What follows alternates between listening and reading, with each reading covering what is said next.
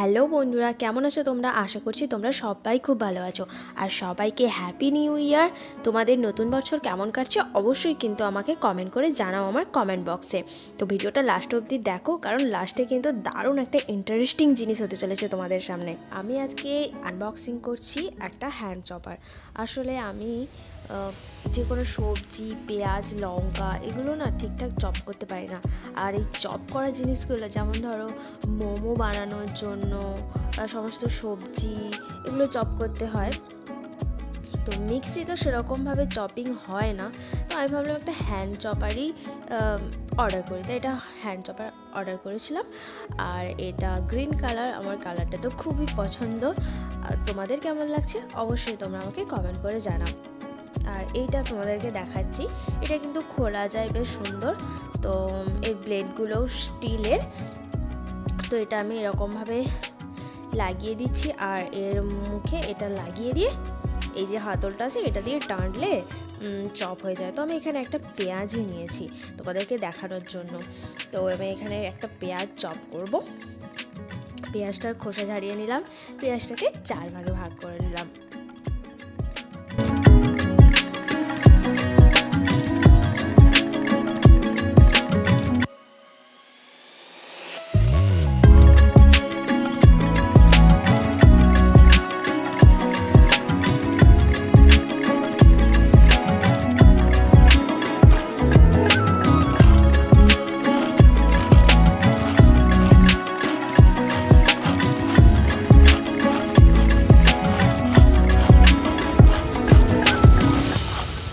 আমি এরকম করে 6-7 বার টান দিয়েছি হাতলটা ধরে। তো তারপরে এইরকমভাবে চপ হয়ে গেছে। তো এবারে পেঁয়াজ চপ করে নিয়েছি। এই পেঁয়াজটাকে আমি নষ্ট করব? তো এখন তো মোমো টোমো বানাচ্ছি না, তো এই চপিং পেঁয়াজ দিয়ে আমি একটা রেসিপি তোমাদের সামনে শেয়ার করছি। তো আজকে আমি আমার জন্য ভাবছি একটা ডিমের কারি রান্না করব। তো তার জন্য আমি এখানে 2টো সিদ্ধ ডিম নিয়েছি, সেগুলোকে আমি হাফ হাফ করে কেটে নিয়েছি। কারণ না, গোটা ডিমের মধ্যে না মানে মশলাগুলো ঠিকঠাক ঢুকতে চায় না, আর সেরকম ডিমের মধ্যে টেস্টটা আসে না। তো তার জন্য আমি সেদ্ধ ডিমগুলোকে হাফ হাফ করে কেটে নিয়েছি। এবার এই সেদ্ধ ডিমগুলোকে প্রথমে তেলে ভেজে নিচ্ছি হালকা করে, খুব বেশি ভাজবো না, একদম হালকা করে আমি ভেজে নিচ্ছি। অবশ্যই এটা সর্ষে তেলেই আমি ভাজছি, আর সর্ষে তেলেই আমি রান্নাটা করব।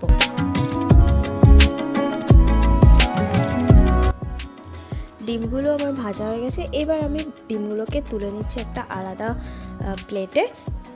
হালকা করেই ভেজেছি, খুব বেশি একটা কিন্তু ভাজিনি। এবারে এই যে তেলটা আছে, এই এক্সট্রা তেলের মধ্যে আমি আর এক্সট্রা তেল দেবো না, এই যতটা তেল বাড়তি হয়েছে এর মধ্যে আমি চপিং করা পেঁয়াজগুলোকে দিয়ে দিলাম। এবার এই পেঁয়াজগুলোকে তেলে হালকা করে নাড়বো। আমি তোমাদের একটা পেঁয়াজ চপ করে দেখিয়েছি, পরে কিন্তু আমি আর একটা পেঁয়াজ করেছি, মানে দুটো পেঁয়াজ দিয়েছি বলেই এতটা হয়েছে।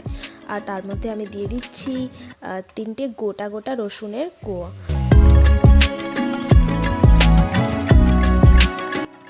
পেঁয়াজগুলো হালকা ব্রাউন কালার হয়ে গেলে তারপর আমি দিয়ে দিলাম পেঁয়াজ কলি, যেগুলো আমি শীতকালে তো এখন পেঁয়াজ কলি খুব বেশি পাওয়া যায়, অ্যাভেলেবেল।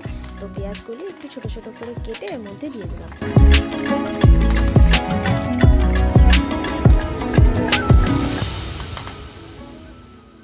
পেঁয়াজ কলিগুলো হালকা একটু ভাজা ভাজা হয়ে গেলে তারপরে আমি দিয়ে দিচ্ছি হলুদ, আর এরপরে দিচ্ছি আমি লঙ্কার গুঁড়ো স্বাদ অনুযায়ী, আর এখানে দিচ্ছি একটু জিরের গুঁড়ো।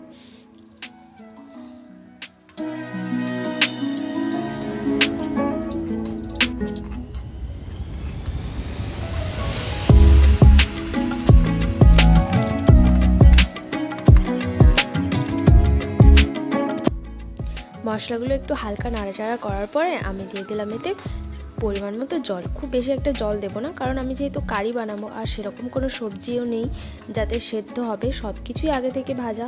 মশলাটা জাস্ট একটু জলের সাথে ফুটবে, মিশবে, আর এই ডিমটার সাথে একটু মিক্সড হবে, তার জন্যই যতটা জল দরকার ঠিক ততটা জল দিয়েছি, আর স্বাদ মতো লবণ দিয়ে দিলাম। এবারে ডিমগুলোকে একটু উল্টে পাল্টে নেব। তরকারিটা বেশি সময় নয়, ওই 3-4 মিনিট ফোটাতে হবে, ব্যাস, তাহলেই আমার কারি কিন্তু একদম রেডি। তো বন্ধুরা, এই ছিল আমার আজকের ভিডিও।